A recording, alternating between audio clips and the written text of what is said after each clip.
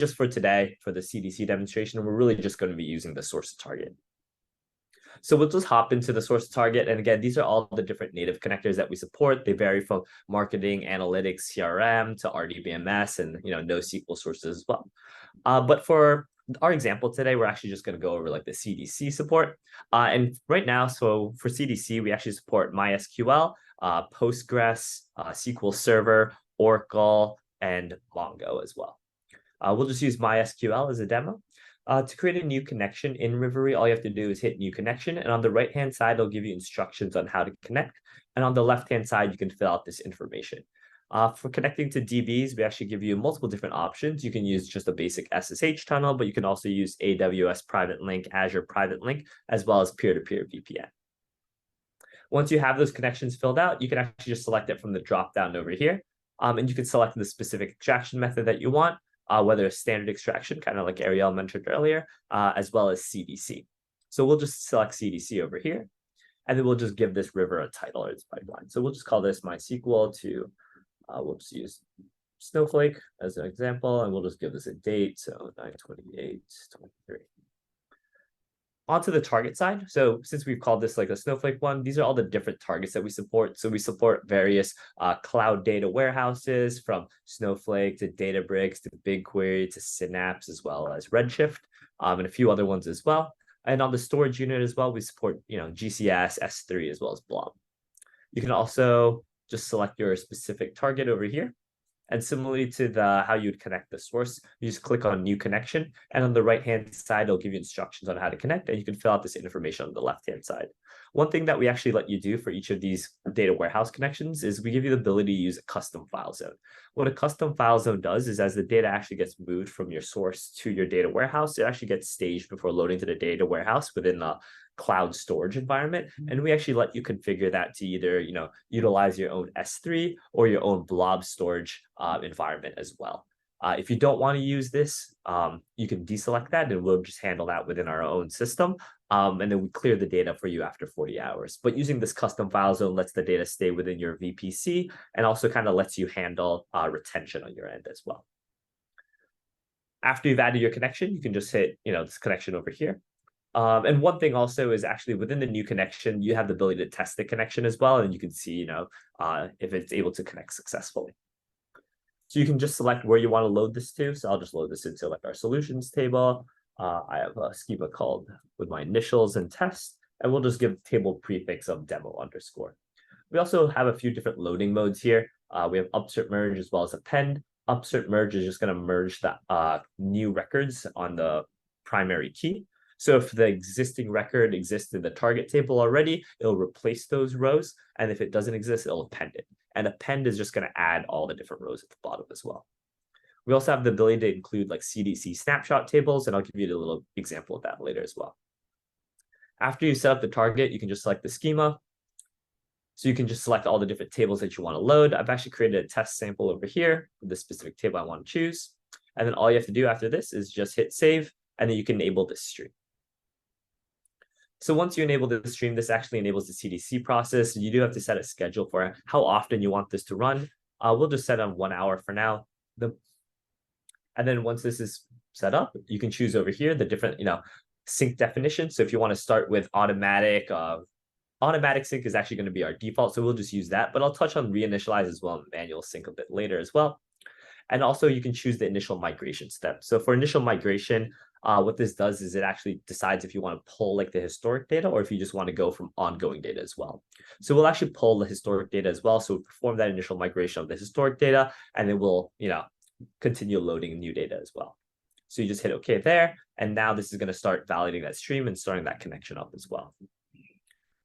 So a few things actually I wanted to touch on as well while this is kind of starting up is that there are different configurations kind of for the different databases that you may want to connect. So for example, for Postgres, we actually give you the option to set specific replication slots as well as publication names for the specific pipeline that you want to kind of set up.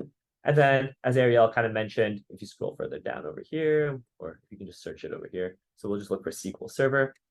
So for SQL Server, we actually we offer standard extraction as well as CDC, but we also do offer change tracking as well. So at Rivery, we try to give you as many options available as you want to kind of utilize, the different functionality of your databases. We've seen that the stream is now set up, so it's successfully running.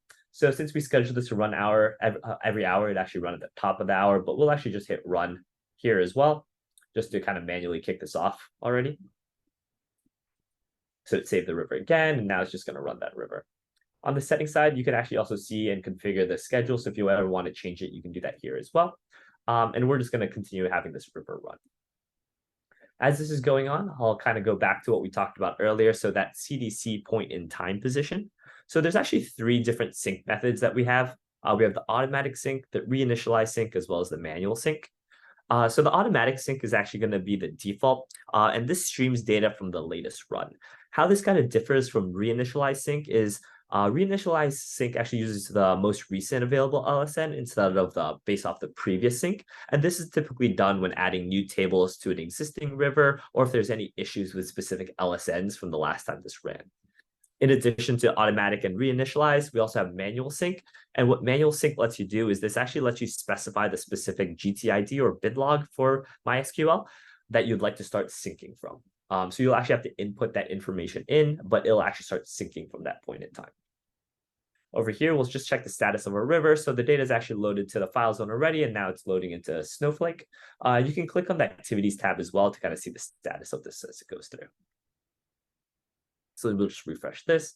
And again, as you kind of scroll through over here in our documentation, it'll kind of outline all the differences between like automatic sync, reinitialize sync, as well as manual sync. And we'll kind of give you diagrams on kind of how each of those are running as well. All right, we'll just check the status of this, click on the rivers. We'll see that MySQL one that we've created, click on activities, and we'll see that it's successfully run now. So over here, you can click on the specific activity, and you'll see that this is loaded from MySQL to S3. It loaded 238 bytes, pulling historic data, and it's successfully loaded. So we just click over here, run this query, and we'll see that this query has loaded the 4 different rows that we've initialized that it was in our historic load. So the next thing I'll do in another screen is that I'll actually just run some insert values. So we're inserting some additional values into our database. And we'll actually pull those data rows in, and I can show you kind of how that gets pulled in through Rivery CDC option and kind of what that log table looks like as well. So give me 1 second while I kind of run those insert statements. And as I've kind of loaded those, we'll just hit run here as well. So we're just going to rerun it again. And again, you can just set this to whatever frequency you want, and this would actually automatically run on its own already. But we're just running it manually since we've just updated that here.